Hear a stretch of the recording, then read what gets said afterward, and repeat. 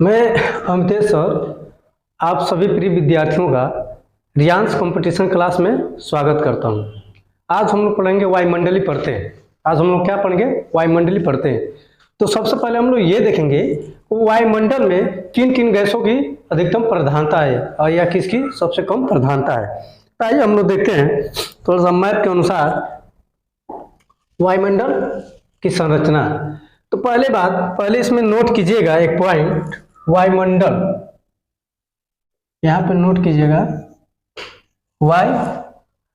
यहां पे नोट कीजिएगा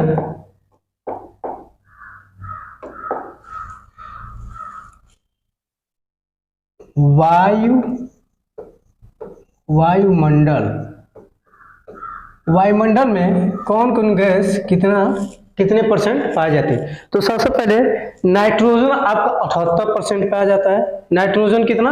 78%। ऑक्सीजन कितना? तो 20.9% पाया जाता है और कहीं कहीं 21% दे देता है।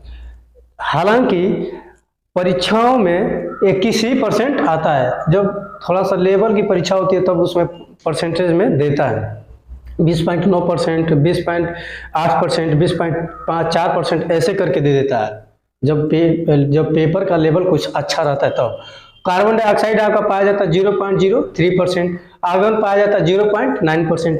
तो इसको यही मेंशन कर लीजिए। नाइट्रोजन आपका कितना पाया जाता है? 78%। फिर ऑक्सीजन कितना पाया जाता है? 20.9%।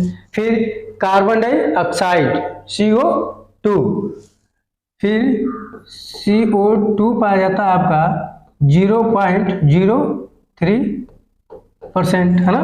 फिर आपका आर्गन पाया जाता है AR। आर्गन चूंकि एक अक्रिय गैस है, एक अक्रिय गैस एक ऐसा है जो वायुमंडल में ये पाया जाता है 0.9%। कितना?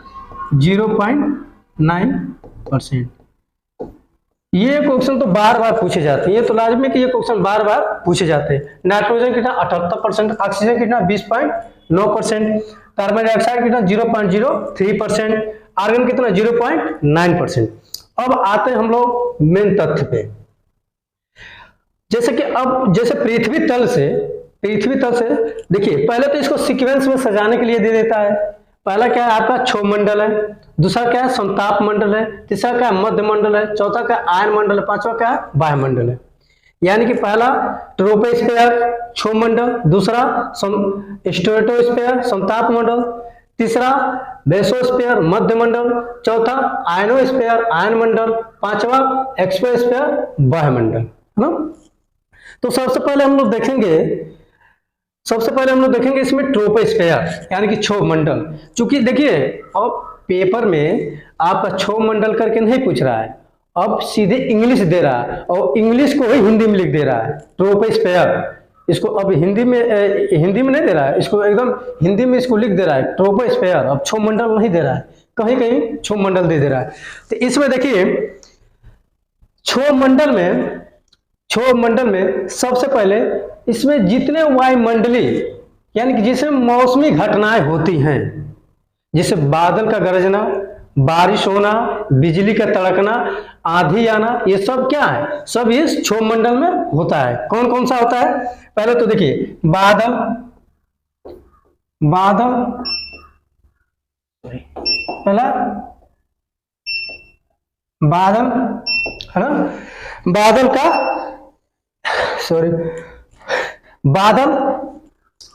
बादल में यानी कि बादल बनना, फिर आंधी आना, फिर क्या? फिर क्या? वर्षा, फिर बिजली चड़कना, बिजली तड़कना या चमकना, झंझनाहट होना, बिजली तड़कना या चमकना या झंझाहट होना। तो ये सभी जितनी ये मौसमी घटनाएं होती हैं, सब मिलाया के मोटे में कि जितने ये मौसमी घटनाएं होती हैं सब किस में होते हैं? क्षोभ मंडल में होते हैं। सब किस में होते हैं? ट्रोपोस्फीयर में होती हैं, है ना। यानी कि जितने मौसमी घटनाएं होती हैं ट्रोपोस्फीयर में होती हैं।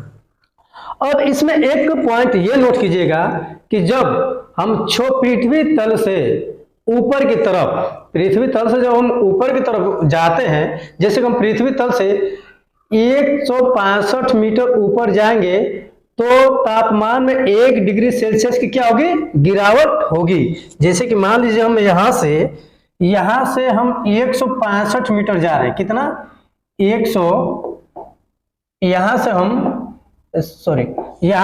165 मीटर जाएंगे ऊपर की तरफ, है ना, 165 मीटर ऊपर जाएंगे तो 1 डिग्री सेल्सियस की क्या होगी, 1 डिग्री सेल्सियस तापमान की गिरावट होगी, कि क्या होगी, गिरावट होगी ना। यानी कि 1 डिग्री सेल्सियस मतलब 165 मीटर हम ऊपर जाएंगे, पृथ्वी तल से 165 मीटर ऊपर जाएंगे तो 1 डिग्री सेल्सियस तापमान की क्या होगी, गिरावट होगी। दूसरा, इसमें सबसे ज्यादा घनत्व पाया जाता है इस मंडल में क्या पाया जाता है, इस मंडल में सबसे ज्यादा घनत्व पाया जाता है, सबसे ज्यादा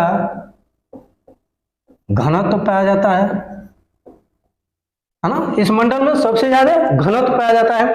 देखिए 165 मीटर ऊपर जाएंगे तो 1 डिग्री सेल्सियस की क्या होगी, तापमान में गिरावट होगी। फिर अर्थात हम 1 किलोमीटर जाएंगे, अर्थात हम 1 किलोमीटर जाएं तो 6.4 डिग्री सेल्सियस क्या होगी, तापमान में गिरावट होगी, है ना। यानी कि एक किलोमीटर अगर जो हम सौरमंडल में 1 किलोमीटर ऊपर तरफ जाते हैं तो 6.4 डिग्री सेल्सियस के तापमान में गिरावट होगी। ये क्वेश्चन क्या होता है, बार बार पूछे जाते हैं, देखिए। और मेन पॉइंट ये है कि इसका ध्रुवों पे, इसका जो ध्रुव मतलब यहां से लेके और यहां तक इसकी ऊंचाई कितनी है, 18 किलोमीटर।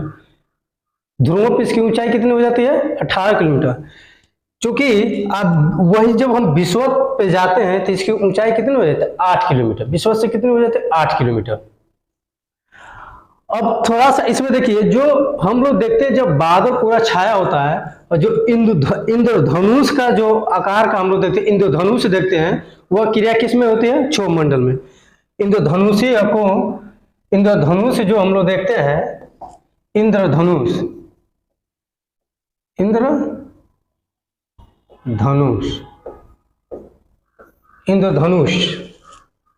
यानी कि ये भी किसमें बनता है, क्षोभमंडल बनता है। बादल का बरसना, बारिश होना, आंधी आना, बिजली का तड़कना, बादल का बनना, ये सभी क्या होता है, क्षोभमंडल में होता है।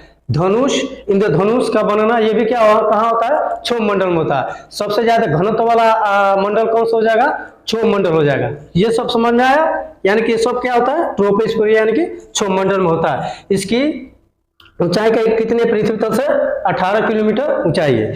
अब हम लोग आगे बढ़ते हैं समताप मंडल।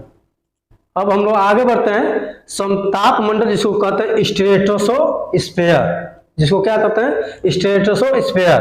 तो इसकी ऊंचाई है यहां से, यानी कि इसकी ऊंचाई यहां से 50 किलोमीटर ऊपर तक। पृथ्वी तल से इसकी ऊंचाई कितनी है, 50 किलोमीटर ऊपर तक। इसमें जो होता है, देखिए, नहीं, थोड़ा सा क्षोभमंडल में ये भी नोट कर लीजिएगा, इसमें क्या है, इसको संवहन मंडल भी कहा जाता है। इसको क्या कहा जाता है, संवहन मंडल, है ना। या इसी को अधोमंडल भी कहा जाता है। क्या, अधोमंडल। देखिए क्वेश्चन पूछ देगा, क्षोभमंडल को क्या कहा जाता है, संवहन मंडल, क्योंकि इसमें संवहनी हवाएं चलती हैं, यानी संवहनी धाराएं चलती हैं, इसलिए इसको क्या कहा जाता है, संवहन मंडल। या इसी को अधोमंडल भी कहा जाता है, ना। तो देखिए, अधोमंडल कहा जाता है। अब हम लोग देखते हैं समताप मंडल को। हम लोग देखते हैं समताप मंडल को, क्योंकि देखिए इंपॉर्टेंट दोनों चीज है, क्षोभमंडल और समताप मंडल। इसी में से क्वेश्चन बहुत पूछता है, और आयन मंडल, है ना। तो अब देखते हैं हम लोग समताप मंडल में क्या क्या क्रियाएं होती हैं। चूंकि समताप मंडल में सबसे पहले तो इसमें तापमान क्या होता है, समान रहता है, यानी कि इसमें तापमान हमेशा क्या रहेगा, समान रहेगा। तापमान इसमें तापमान क्या होगा, समान होगा, समान होगा, यानी समान रहेगा, इसमें तापमान समान रहेगा। दूसरी बात इसमें जो मौसमी, इसमें कोई भी मौसमी घटनाएं नहीं होती है। इस वायुमंडल में कोई भी मौसमी घटनाएं नहीं होती, जैसे आंधी आना, तूफान आना, बिजली के कड़कना, बादल का गरजना, बारिश होना, आदि प्रकार की सभी इसमें कोई मौसमी घटनाएं नहीं होती है। दूसरा पॉइंट ये हम लोग नोट करेंगे कि इसमें क्या होता है, वायुमंडल उड़ाने के मतलब वायुयान उड़ाने की क्या होती है, दशा पाई जाती है। इसमें क्या आता है, वायुयान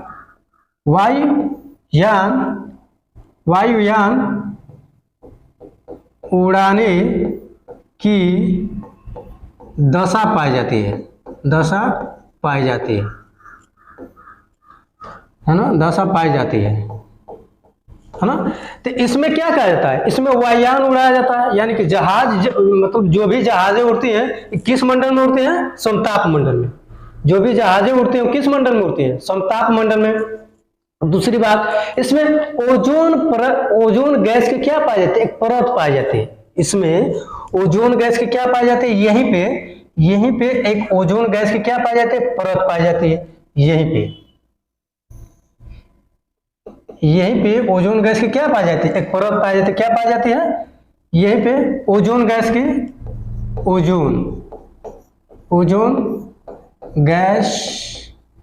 की परत, है ना।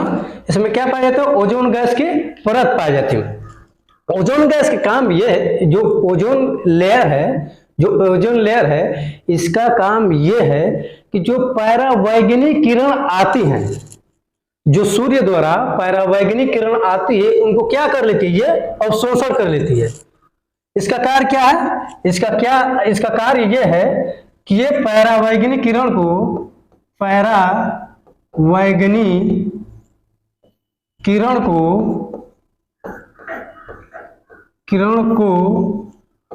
अवशोषित कर लेती है। क्या कर लेती है, अवशोषित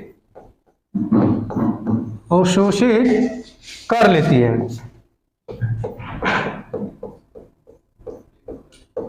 ना। ये परावैंगनी किरणों को क्या कर लेती है, अवशोषित कर लेती है। फिर इसमें ये होता है जो कि ये जो परावैंगनी किरण होते हैं ये बहुत हानिकारक किरणें होती हैं, क्योंकि इनसे त्वचा कैंसर होने की संभावना अधिक होती है। इनसे त्वचा कैंसर होता है। फिर जो इससे क्या होता है, त्वचा कैंसर होता है। परावैंगनी किरण को जो ओजोन परत को नष्ट करने वाली क्लोरोफ्लोरोकार्बन है, यानी कि इसको एक नष्ट करने वाली क्या है, कैसे कौन नष्ट करते हैं इसको, क्लोरोफ्लोरोकार्बन। कौन, CFC, क्लोरोफ्लोरोकार्बन नष्ट करती है। अब देखिए ये निकलती कहां से, क्लोरोफ्लोरोकार्बन ये निकलती कहां से है।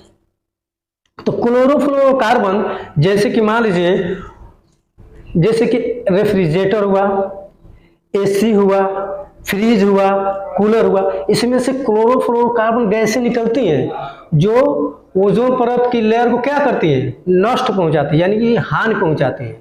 रेफ्रिजरेटर हुआ, AC हुआ, कूलर हुआ, कौन सा मतलब AC हुआ, है ना, AC हुआ, कूलर हुआ, है ना, फ्रिज हुआ, इन सब से कौन से निकलता है, क्लोरोफ्लोरोकार्बन निकलता है। ये ओजोन परत के लेयर को क्या करती है, हानि पहुंचाती है। इसमें हो गया, इसमें ये सब क्रियाएं होती है। इसकी ऊंचाई कितनी है, 50 किलोमीटर। यहाँ पृथ्वी तल से इसकी ऊंचाई कितनी होती है, 50 किलोमीटर। इसका तापमान हमेशा क्या रहता है, समान रहता है। ये हो गया। अब हम लोग देखते हैं मध्य मंडल में। मध्य मंडल में कोई खास नहीं है। मध्य मंडल में ये है कि इसमें उल्का जो आते हैं, उल्का पिंड आते हैं, इसमें नष्ट हो जाते हैं। इसमें क्या आते हैं? उल्का पिंड, उल्का पिंड नष्ट हो जाते हैं, नष्ट हो जाती है ना। यानी कि जो उल्का पिंडें आते हैं इसमें क्या हो जाती है? नष्ट हो जाती है, यानी कि खत्म हो जाती है। अब हम लोग चलते हैं आयन मंडल पे, आयनोस्फीयर, यानी कि इसकी ऊंचाई है 80 से 400 किलोमीटर, 80 से 400 किलोमीटर, यानी कि इसका पृथ्वी तल से ऊंचाई है 80 से 400 किलोमीटर। कितना? 400 किलोमीटर, 80 से 400 किलोमीटर। देखिए इसमें कुछ तरंगे पाए जाते हैं इसमें कुछ लघु तरंगे पाए जाते हैं, जैसे F1, E1, E2 व F1, F2 करके तरंगे पाए जाते हैं आयनोस्फीयर में। देखिए इसमें क्या होता है, इसमें सबसे पहले यहाँ पे एक डी लेयर पाया जाता है। यहाँ पे क्या पाया जाता है? डी लेयर पाया जाता है। यहाँ पे एक डी लेयर पाया जाता है ना, क्या? DLA है ना, इसमें एक डी लेयर पाया जाता है। दूसरी कि जितने संचार के उपग्रह हैं, जितने संचार के उपग्रह हैं इसी वायुमंडल में क्या किया जाता है? उसको स्थापित किया जाता है। जितने उपग्रह अंतरिक्ष में बैठाते हैं, किस मंडल में बैठाते हैं? आयन मंडल में, आयनोस्फीयर में जितने उपग्रह हैं सबको उसमें बैठाया जाता है। तो देखिए इसमें क्या होता है, जैसे कि हम मान लीजिए रेडियो हुआ, इसमें जैसे कि रेडियो हुआ, रेडियो है ना, टीवी, फिर मोबाइल, ये सब क्या है? इसके जितने नेटवर्क हैं, इसके जितने नेटवर्क सिस्टम सब क्या है? ये किस मंडल में है? आयन मंडल में। यानी कि उन्हीं से क्या होता है, हम लोग को नेटवर्क पकड़ता है और उससे हम लोग बातचीत करते हैं। यानी कि जो रेडियो हुआ, टीवी हुआ, मोबाइल हुआ, यानी कि इसका जो नेटवर्किंग सिस्टम है, इसका जो नेटवर्किंग सिस्टम है किस आयन में बैठाया गया? किस मंडल में? तो आयन मंडल में। इसका जो नेटवर्किंग सिस्टम है वो आयन मंडल में बैठाया गया है। दूसरी बात, यह विद्युत आवेशित कण पाए जाते हैं। इसमें क्या पाए जाते हैं? इसमें विद्युत आवेशित कण पाए जाते हैं। विद्युत आवेशित कण पाए जाते हैं, है ना। इसमें क्या पाया जाता है? विद्युत आवेशित कण पाए जाते हैं। संचार आ गया ना समझ में, यानी कि उपग्रह, इसमें उपग्रह संचार, यानी कि जो बेतार वाला है, जो बेतार वाला सिस्टम है सब इसी में क्या हो जाता है? इसी में संचार उसका होता रहता है। रेडियो, टीवी, मोबाइल, जो बेतार वाले सिस्टम जो हम लोग ऑनलाइन बात करते हैं, चाहे चैटिंग करते हैं, सब इसी के द्वारा, सब इसी उपग्रह में इसको क्या गया है? स्थापित किया गया है। और लास्ट है आपका वायुमंडल। वायुमंडल की कोई सीमा निर्धारित नहीं की गई है। इसमें हीलियम और इसमें हीलियम व हाइड्रोजन क्या प्रधानता पाए जाते हैं? क्या पाए जाते हैं? प्रधानता, यानी इसमें हाइड्रोजन और हीलियम की प्रधानता पाई जाती है।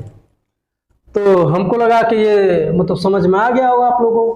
तो आज की क्लास यहीं पे समाप्त की जाती है। थोड़ा सा चैनल को लाइक कीजिए, सब्सक्राइब कीजिए। थैंक यू सो मच, धन्यवाद।